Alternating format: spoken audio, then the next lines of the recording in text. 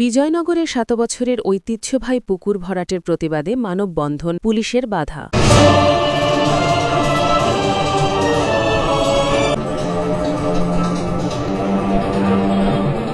ব্রাহ্মণবাড়িয়ার বিজয়নগর উপজেলার বুধন্তি ইউনিয়নের সাতবর্গ গ্রামে ৭ বছরের ঐতিহ্যবাহী একটি পুকুর ভরাটের প্রতিবাদে এলাকাবাসী মানববন্ধন কর্মসূচি পালন করেছেন।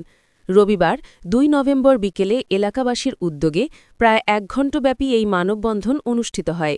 এলাকাবাসীর অভিযোগ, মানববন্ধন চলাকালে পুলিশ সেখানে উপস্থিত হয়ে কর্মসূচিতে বাধা দেয়। এ সময় মানববন্ধনকারীদের সঙ্গে পুলিশের বাকবিতণ্ডা ও ধস্তাধস্তির ঘটনা ঘটে। এক পর্যায়ে পরিস্থিতি উত্তপ্ত হয়ে উঠলে মানববন্ধনকারীরা বিক্ষোভ শুরু করেন। মানববন্ধনে বক্তব্য রাখেন স্থানীয় বিএনপি নেতা হারুন মিয়া, হিরণ মিয়া, এমরান সহ এলাকার বিশিষ্ট ব্যক্তিবর্গ। বক্তারা বলেন, পুকুরটি বহুদিন ধরে এলাকাবাসীর গোসল, অজু ও দৈনন্দিন কাজে ব্যবহৃত হয়ে আসছে। এটি ভরাট হয়ে গেলে স্থানীয়রা চরম দুর্ভোগে পড়বে। তারা অবিলম্বে পুকুর ভরাট বন্ধ করে এলাকার স্বাভাবিক পরিবেশ রক্ষার দাবি জানান এবং সংশ্লিষ্টদের বিরুদ্ধে প্রশাসনের প্রয়োজনীয় ব্যবস্থা নেওয়ার আহ্বান জানান।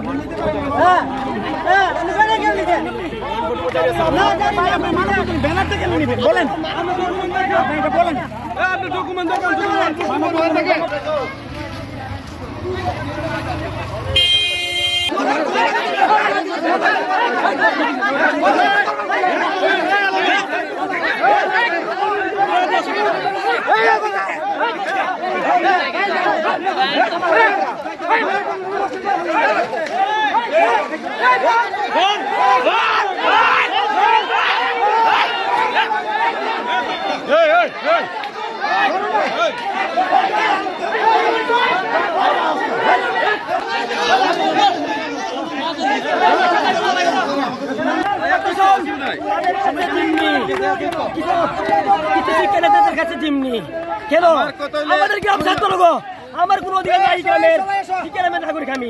আমাদের সুস্থ মানববন্ধনের মধ্যে তারা প্রদর্শন দুজন আনলেবরের লোক এসে বাধা দিয়েছে, আমাদের মানববন্ধনের বেড়া নিয়ে গেছে।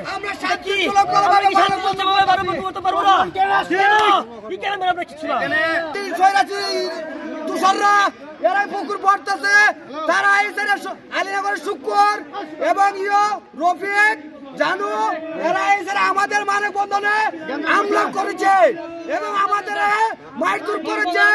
বাজারে পুকুর পর্বত করবে দিবে না এবং আমাদেরকে হুমকি দিচ্ছে মারবে।